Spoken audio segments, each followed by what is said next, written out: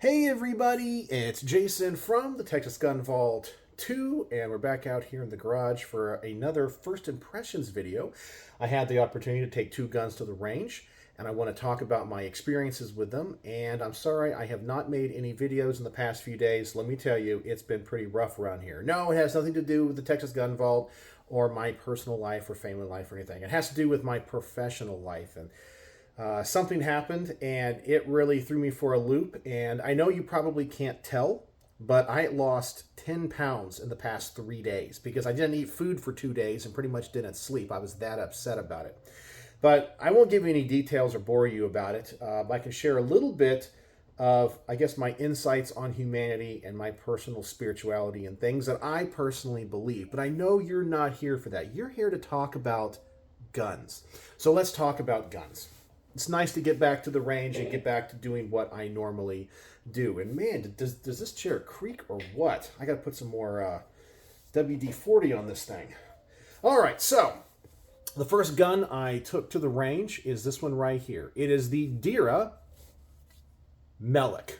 Now, this is a Turkish-made clone of the Beretta 92 FS. I talked about it in one of my last videos here on the channel about an upcoming project because this was sent to me from a company and not lent to the channel from an individual. So this company, DRA, reached out to me and asked me to review their gun.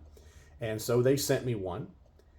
And I have to say, overall, I was expecting it to work well, and it actually did. And in some ways, it exceeded my expectations, and I did have a couple of very minor issues with it, but we'll go over everything. I have to say my experience with this gun overall is very positive, very positive. I shoot Berettas typically pretty well, and being a clone of a Beretta, having the same kind of sights as a Beretta, the same feel as a Beretta, I shot this really well. In fact, I would say I probably, on the accuracy department, shoot this better than some of the other Beretta 92s I have reviewed. So from an accuracy standpoint and a functionality standpoint when it comes to its reliability, ran 100%. Very happy with it. It feels like a Beretta. It does what I think it's supposed to do. The only issues I had with it is I noticed that when the magazine, which was supplied with the gun, and this is a 17 rounder, when I first shot it and I inserted the magazine, the firearm closed, or the slide closed.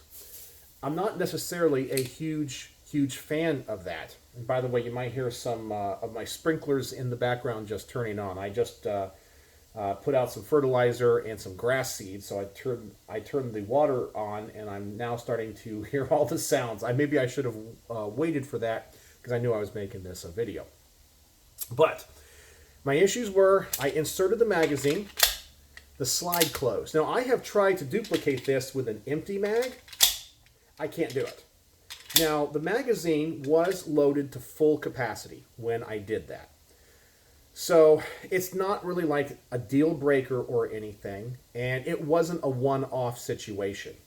So anytime the magazine was 15 or more rounds, I insert it. Even if it's pretty light, it's still most of the time wanting to close on the magazine, which I'm not really a huge fan of. When I underload the magazine to like 10 rounds and the like, don't have the issue. Now, I know some people are going to say, well, that is their magazine. Will a factory Beretta magazine work? And I brought one of those, and this is one of their 18 rounders. I guess these are kind of like the new ones that come out with the, was it the A3 or the A4 Berettas? And it works, it locks in, and I have the same issue with this magazine as well. If it's topped off to 17 or 18 rounds, the slide closes on a full magazine. So I don't think it's designed to be that way. I'm not sure what is causing that slide stop to slip, but it is. It ran every bit of ammo that I put through it, regardless if it was hollow points, ball ammunition, 147 grain, 115 grain, accuracy, 25 yards from the bench. We're looking at a group about that using the iron sights. Being that this is a pretty faithful copy of the older 92 FSs, One of the things I wish they would have done differently is the sights. And the older Beretta sights have always had an issue where the front sight is so narrow that when you look through the sight in the back, the two dots in the back, there's a huge gap on the blade. And when you're trying to shoot faster or reacquire your target, it's really hard to get that sight perfectly in the center. I like it when the blade in the front pretty much fills up the whole gap, and this doesn't. Now, I do believe you can replace the sights in this. It looks like maybe it's more like a Glock style, where probably there's a screw underneath, but it's not dovetailed. The back is, the front is not. So maybe upgrading sights might be the way to go. But these are pretty faithful, older style 92 sights. But I still shot the gun really well. Trigger, as compared to a factory Beretta, it's so-so. It's okay. You feel the grittiness. It's a little bit heavier, but it really didn't affect anything. The biggest issue was with the magazine, the slide closing on a full mag, and whenever I try to drop the magazine, especially if I was trying to do it quickly, you really have to make sure the magazine button is fully depressed. I mean, all the way. Like, if you lightly push it and it kind of goes in about, 3/4 of the way, it's not going to drop the mag. You have to make sure it is fully depressed. And so if you're trying to run this gun fast, shoot it fast, and then drop the mag, man, I had issues with it. In fact, I tried to record it 2 times, and I'm going to show both of those times in the range report. So the magazine button, a little bit stiff, and has to be fully depressed, and the slide closes on a full magazine, but not an underloaded magazine. Accuracy, better than many Berettas that I have shot and reviewed, and everything else about it feels like a Beretta, looks like a Beretta. It's a pretty faithful clone.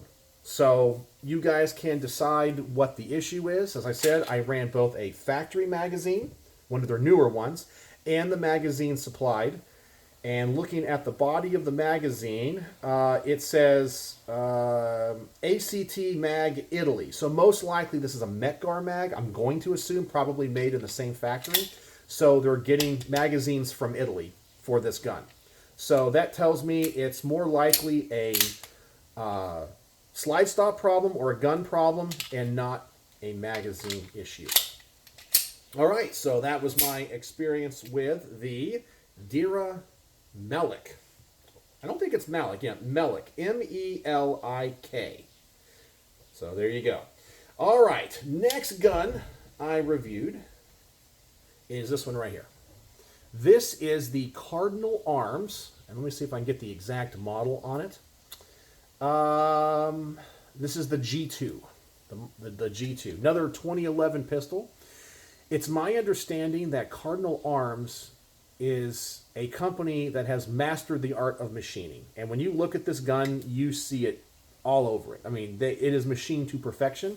And that other 2011 manufacturers actually subcontract out this company for parts for their guns. And I can see why. The grip texture is a little bit aggressive for me. In fact, the reason I chose this gun to go to the range today is I have another 2011 into the channel from my friend D. And by the way, this one is on loan to the channel from D. The other one is the, which one is it? Oh yeah, it's the, I think it's the Vulcan Machine Works 2011. And my wife actually wanted to take that one to the range. So I might use that as an opportunity to get her back in some of my videos. But she does not like aggressive grip textures, and this one is very aggressive. The stippling is very small, very sharp. She doesn't like that. So I knew she was not going to enjoy this pistol, so I wasn't going to be able to get her to shoot it. Now, this gun also is a tack driver. I know I say this a lot when I review 2011s, but this is one of the best.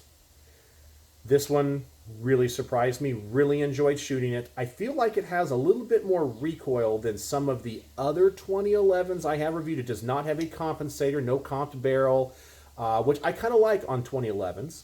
And it's a heavier pistol because I believe the frame is made of steel, not aluminum or polymer.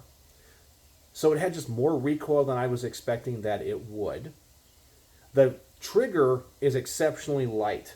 Now, when I tried to shoot this gun fast, I could really shoot it fast. but I can have an awkward rhythm with it because it's almost too light. And there was one time, in fact, it was with the hollow point test. When I first tried to film it, my second or third round was an unintentional double tap because I was just trying to kind of ride the reset, and the trigger is so light, it just went boom, boom. And that is not what I was going for. So, because it was only the second or the third round, I stopped it and refilmed it. So I think the trigger in this one might be a little bit too light. For my tastes, by the way. Then that's just my shooting style. Now remember, it could be awesome for you. But for my taste, might be a little bit too light. But I can shoot this gun really, really fast. And this gun is a tack driver. It's a tack driver. Really surprised me. Trying to think of what else I was going to say. I think that was really it. I really had no complaints besides just grip texture really aggressive. Trigger might be a smidge too light. Besides that, it's going to be another great review. Ran everything I put through it. Everything from like the bulk ammo, everything brass case, of course. All the bulk ammo, the match ammo, and the hollow points. No issues whatsoever. So it's a great little gun. I shouldn't say great little gun. It's actually a pretty big gun, and it's a hefty gun. So I think the Cardinal Arms G2 is a fantastic 2011, and probably is going to be ranked, in my personal opinion, as one of the nicest 2011 shooting 2011s I've shot. I don't think I like this one as much because of the aggressive nature of the texture and just the way it recoils and feels. But I cannot deny the way it performed. Does that make any sense? Have you ever shot a gun that performed fantastic but felt terrible in your hands, or vice versa? Man, there's a gun that just it just melds right into your hands, and you shoot it like crap. Tell me, that would be an interesting video to make, and maybe I should talk about that. Guns that feel good but I shoot like crap, and guns that feel like crap in my hand that I shoot really good. Because this one is one of those. Man, tack driver, ran everything. Yeah, awesome gun. Really happy with this. All right, so that was the two guns I took to the range. So let me know if you have any questions or thoughts on any of those, or anything I should talk about, or anything you guys know about them that I should most likely mention. Because sometimes you guys give me great ideas. All right, so that is the end of the first impressions. So if you want to click away now, let me give you the word of the day so I know you're a true vault dweller and can put up with me for a while. I believe we're at about the 13-minute mark. So the word of the day is going to be, I'm going to say crap, but I'm not going to use that word. That's not the word of the day. We're going to say the word of the day is, this is going to be hard to use in a sentence.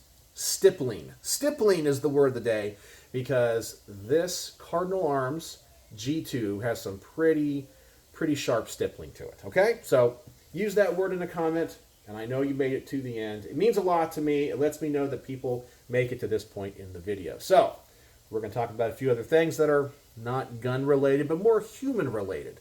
So if you want to click away, thanks as always for joining me here in the garage, and I will see you in the next video. All right, so are you hanging around? Okay, you're hanging around. I wanted to apologize again for not making a video here on the channel for the past couple of days. I've had a real rough go of things. To make a long story short, in my professional life as a musician, I had a little bit of an issue with somebody that I know has never liked me.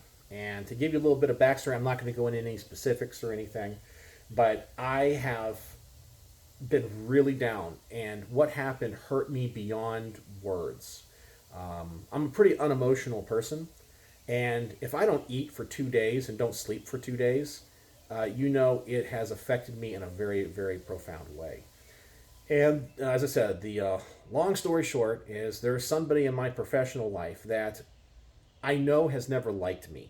Okay, I've never had any negative run-ins or interactions with them, Nothing has ever like risen to the occasion where I would say that we were not on good terms or not on professional terms. We were always courteous to each other. Yeah, so nothing ever stuck out, but I could always tell just from his interactions with me that he didn't like me. And that's just the way it is. And I'm old enough now, I'm 45 years old, that I know that there's going to be people that just don't like you. I have found out that there are people in this world that for no other reason than just I look the way I look, or I sound the way I sound, or I do the things, the mannerisms that I have, it just annoys the crap out of people. And I do not go through life trying to bother people or hurt them or any of that. And but there are people that don't like me. And when I think about it, I go, there's people in life that I can say that I don't like, but I don't like hate them. I just go, man, something about them, their personality, it just doesn't jive with me, right? But I never go out of my way to like intentionally like hurt them or lie to them or try to get them essentially fired from their job.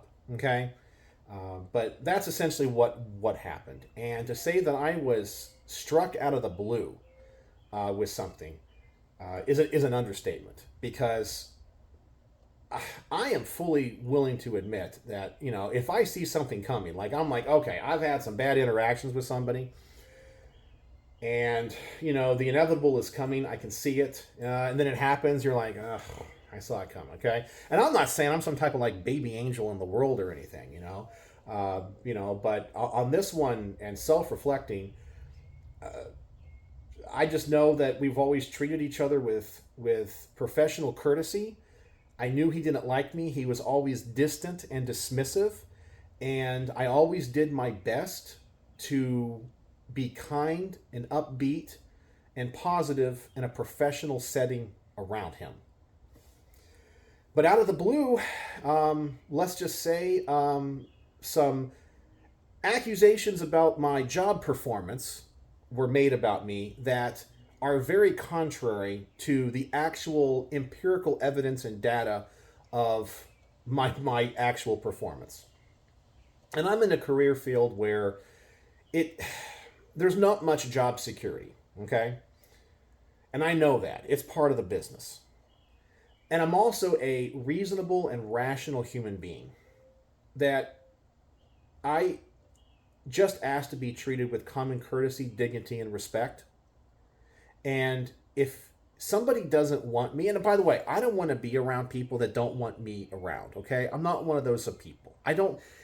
I have so much joy and happiness in my life and so many things going on that I know that if there's somebody in the world that doesn't like me, I am not going to intentionally go around them and try to change their mind. Okay? All I can do is just be kind and professional in the times I have to be around them, and try to be undeniable and polite, and maybe through my own actions I can get them to change their mind on me.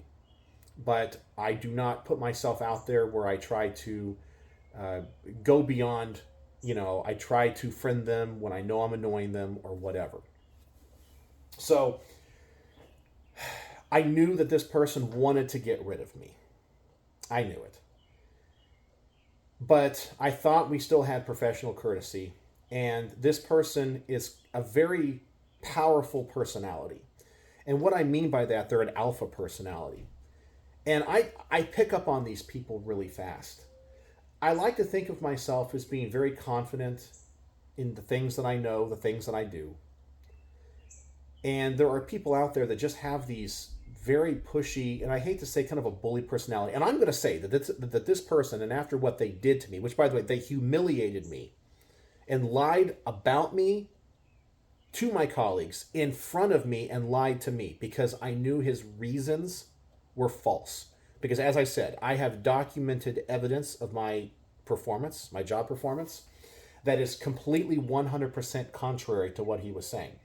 And I think he was just trying to come up with an excuse to get rid of me. And what hurt me more than anything was not him wanting to part ways. That's fine. It's the nature of the business, okay? and I'll find something else. It's not a big deal. That's not what bothers me at all. It's the fact that he humiliated me, he lied about me, he was dismissive of me, and he is a bully. He's always been a bully. I've always known that personality type. And it made me upset that I guess I'll say the eye of Sauron looked upon me. And it hurt. It hurt because I have worked so diligently and so hard to please him in a professional way. Never had a crossword. We have never had a negative encounter. We have never had anything. And then just out of the blue have this happen. It hurt profoundly. It hurt profoundly. Because I felt like the unwritten rules of professional decorum were broken. And it hurt. And you have to understand that whether it's my professional life or what I do here at the Texas Gun Vault reviewing guns, I take everything that I do very seriously, and I'm very proud of what I do. And so you can have valid criticisms of me, and that's fine. You don't have to like me. As I said, you are free to say, I don't like the way his face looks. I don't like his bald head. I don't like the way he talks.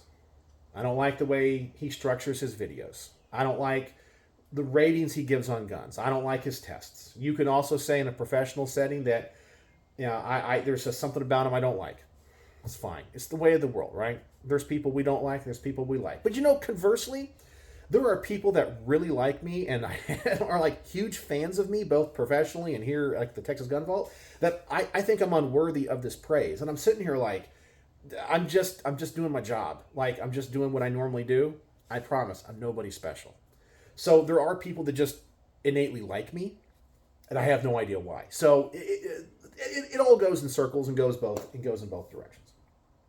But anyway, getting on to kind of a spiritual thing, I've always done a little bit of self-reflecting, and I think this kind of brings up some stuff about comments here on the channel.